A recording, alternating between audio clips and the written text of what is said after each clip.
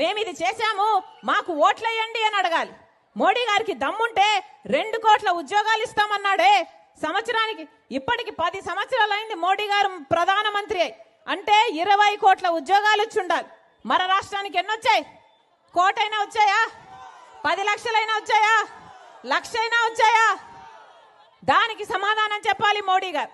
ఏం చెప్పాడు మోడీ గారు? రైతులకి ఆదాయం దుగనం చేస్తామన్నాడు, డబుల్ చేస్తామన్నాడు. అయిందా అన్న? రైతులకు ఆదాయం డబుల్ అయిందా? అప్పులు లేని రైతు ఉన్నాడా ఈరోజు? దానికి సమాధానం చెప్పాలి మోడీ గారు.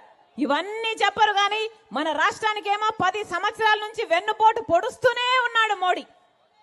10 సంవత్సరాల క్రితం రావాల్సింది ప్రత్యేక హోదా, 10 సంవత్సరాల క్రితం రావాల్సింది మన రాజధాని, 10 సంవత్సరాల క్రితం రావాల్సింది మన పోలవరానికి డబ్బులు. ఇవన్నీ ఏవి చేయకుండా ఈరోజు విషం చిమ్మే మాటలు మాట్లాడుతున్నారు. ఒక పక్క రాహుల్ గాంధీ గారు